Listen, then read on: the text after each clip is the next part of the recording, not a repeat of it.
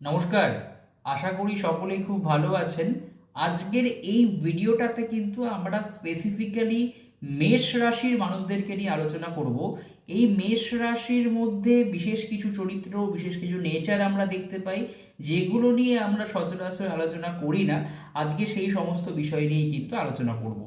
দেখুন, কালপুরুষের যে রাশিচক্রটা রয়েছে বা যে জন্মকুণ্ডলী যেটাকে আমরা দেখি, এই রাশিচক্রের মধ্যে কালপুরুষের প্রথম রাশি হচ্ছে কিন্তু মেষ রাশি।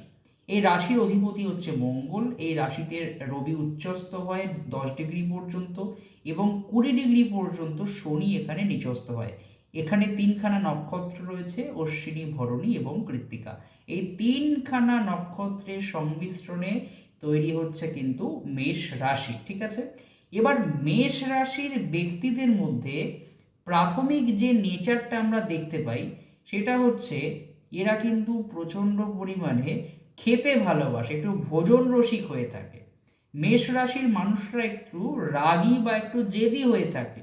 এদের মধ্যে রাগ এবং জেদের প্রবণতা কিন্তু একটু বেশি দেখতে পাওয়া যায়। কিন্তু এদের মধ্যে যেটা লক্ষ্য করা যায়, যেটা সব থেকে খারাপ ব্যাপার, যখন মাথা ঠান্ডা থাকবে তো ঠিক আছে, কোনো অসুবিধা নেই, কিন্তু যখন মাথা গরম হয়ে যাবে না, তখন কিন্তু এদেরকে কন্ট্রোলে নিয়ে আসাটা খুব মুশকিল হতে পারে।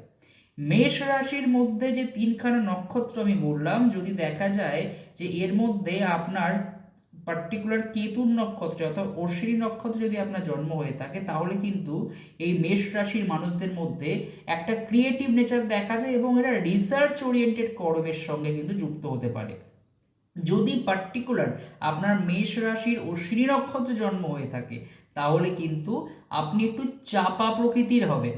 যদি আপনার ভরণী নক্ষত্রে জন্ম হয় মেষ রাশির, তাহলে আপনি শৌখিন প্রকৃতির ব্যক্তি হবেন এবং আপনার মধ্যে শখ স্বাচ্ছন্দ্যের জায়গাটা দেখা যাবে। কিন্তু যাদের মেষ রাশিতে জন্ম এবং ভরণী নক্ষত্রে জন্ম, সেই সমস্ত ব্যক্তির কিন্তু প্রেমজ সম্পর্কের ক্ষেত্রে বা ব্যক্তিগত জীবনের ক্ষেত্রে একটা প্রবলেম বা একটা ইস্যুস কিন্তু কখনো না কখনো আসতে পারে। তাই এই সমস্ত মানুষরা, মেষ রাশিতে জন্ম এবং ভরণী নক্ষত্রে জন্ম, এই সমস্ত মানুষরা কিন্তু একটু প্রেমজ সম্পর্কে যাওয়ার আগে বা যে কোনো রকম সম্পর্কে যাওয়ার আগে কিন্তু একটু বুঝে শুনে যেতে হবে, না হলে কিন্তু সমস্যা অবশ্যই আসতে পারে, এটা মাথায় রাখতে হবে।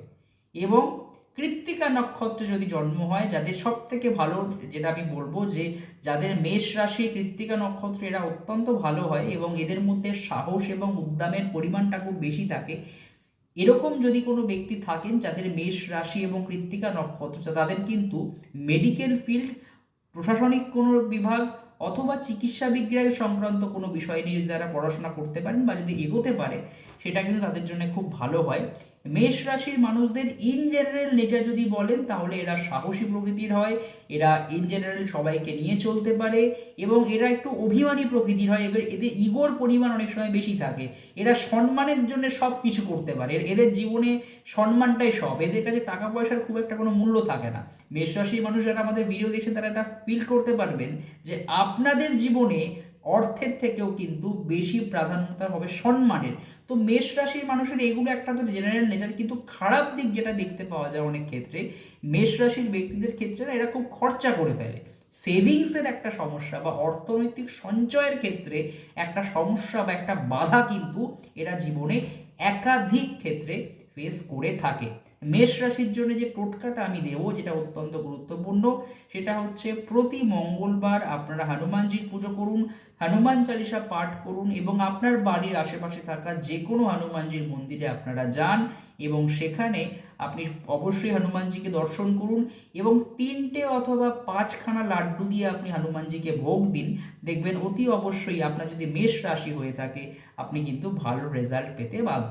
এই হচ্ছে মেষ রাশির বিষয় নিয়ে আজকে আমরা আলোচনা করলাম।